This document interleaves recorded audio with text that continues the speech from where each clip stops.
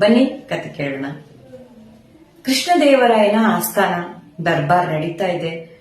ಎಲ್ಲಾ ಮಂತ್ರಿಗಳು ಆಸ್ಥಾನಿಕರು ಕೂತ್ಕೊಂಡಿದ್ದಾರೆ. ಜೋರಾದ ದರ್ಬಾರು. ಅಲ್ಲಿಗೆ ಒಬ್ಬ ಮೂರ್ತಿಗಳನ್ನ ಮಾರ್ತಕ್ಕಂತಹ ವ್ಯಕ್ತಿ ಬರ್ತಾನೆ. ನನ್ನ ಹತ್ರ ತುಂಬಾ ವಿಶೇಷವಾಗಿರೋ ಮೂರ್ತಿಗಳಿದೆ. ಇವುಗಳು ತುಂಬಾನೇ ವಿಶೇಷ.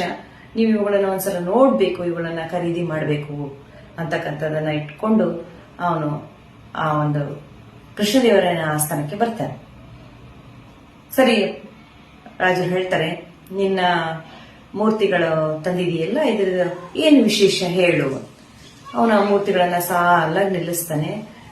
ನೋಡೋದಕ್ಕೆ 3 ಮೂರ್ತಿಗಳು ಸೇಮ್ ಇರ್ತವೆ.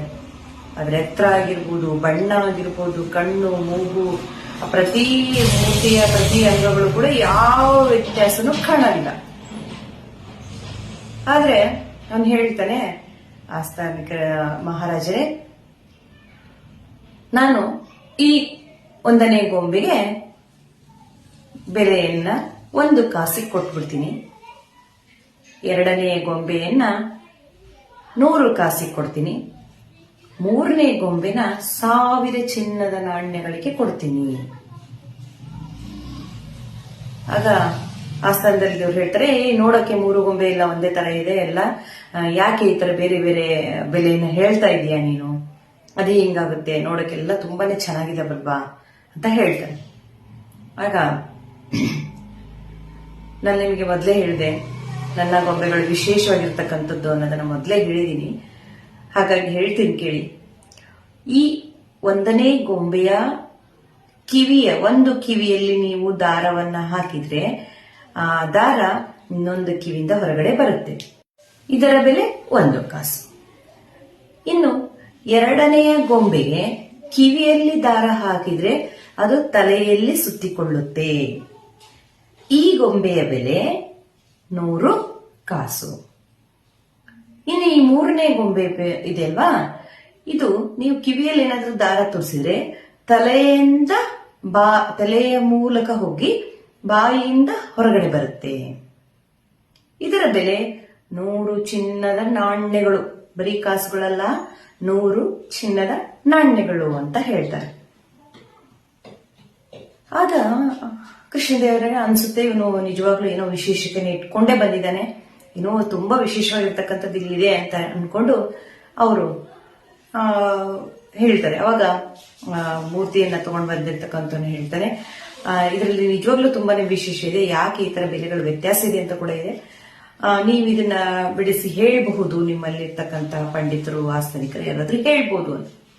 ಎಲ್ರೂ ಯೋಚನೆ ಮಾಡ್ತಾರೆ. ಯಾರಿಗೂ ಇದರಲ್ಲಿ ಏನಿದೆ ವ್ಯತ್ಯಾಸ, ದಾರ ಹಾಕೋದಂತೆ, ಬರೋದಂತೆ, ಸುತ್ಕೊಳ್ಳೋದಂತೆ, ನೋಡಕ್ ಮಾತ್ರ ಎಲ್ಲಾನು ಒಂದೇ ತರದೆಲ್ಲ. ಮೂರ್ತಿ ತಗೊಂಡೋಗಿ ಅಲ್ಲಿ ಇಟ್ಬಿಟ್ರೆ ಆಗೋಯ್ತು, ಅದ್ರಲ್ಲಿ ಏನಿದೆ, ಯಾರು ದಾರ ಹಾಕಿ ನೋಡೋದು ಅದೆಲ್ಲ ಮಾಡ್ತಾರೆ, ಹಂಗೆ ಹಿಂಗೆ ಅನ್ಕೊಂಡು ಎಲ್ಲರೂ ಉಡಾಫೆ ಉತ್ತರಗಳನ್ನ ಹೇಳ್ತಿರ್ತಾರೆ. ಕೃಷ್ಣದೇವರಾಯನ ಆಸ್ಥಾನದಲ್ಲಿ ಒಬ್ರು ವಿಶೇಷ ವ್ಯಕ್ತಿಗಳಿದ್ದಾರೆ.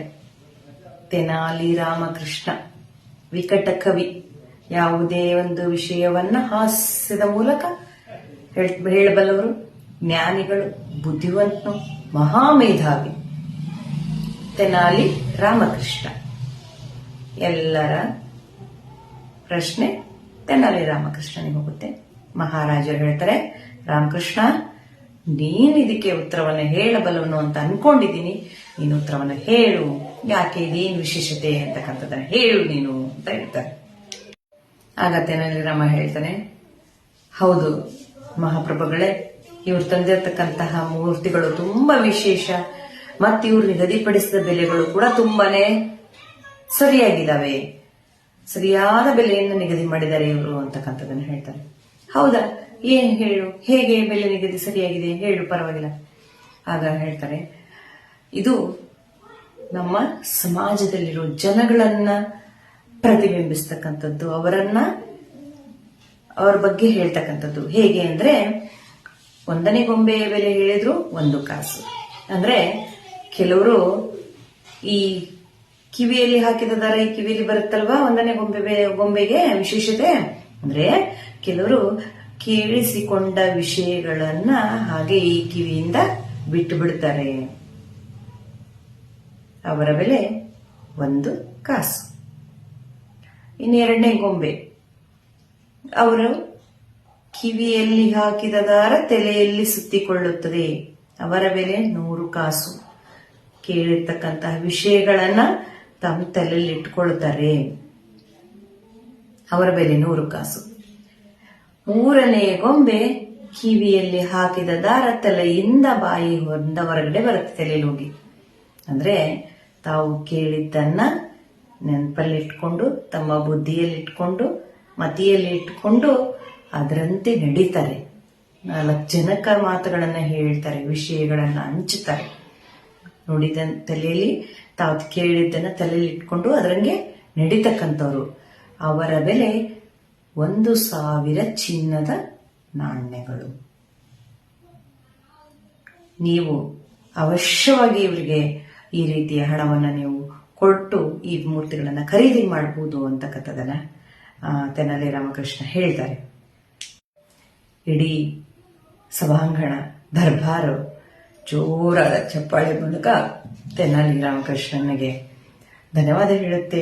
ಮಹಾರಾಜರೇ ಯಥಾ ರೀತಿ ತೆನಾಲಿ ರಾಮನಿಗೆ ಉಡುಗೊರೆಗಳನ್ನ ನೀಡಿ ಬಹುಮಾನ ಕೊಡ್ತಾರೆ. ಹಾಗೆ ಮೂರ್ತಿ ತಯಾರಕನಿಂದ ಆ ಮೂರ್ತಿಗಳನ್ನ ಖರೀದಿ ಮಾಡಿ ಅವನಿಗೂ ಕೂಡ ಅನೇಕ ಬಹುಮಾನಗಳನ್ನ ನೀಡುತ್ತಾರೆ.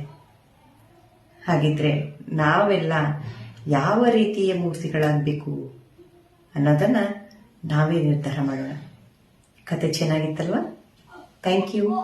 ಮತ್ತೆ ಸಿಗೋಣ ಮುಂದಿನ ಕಥೆಯಲ್ಲಿ.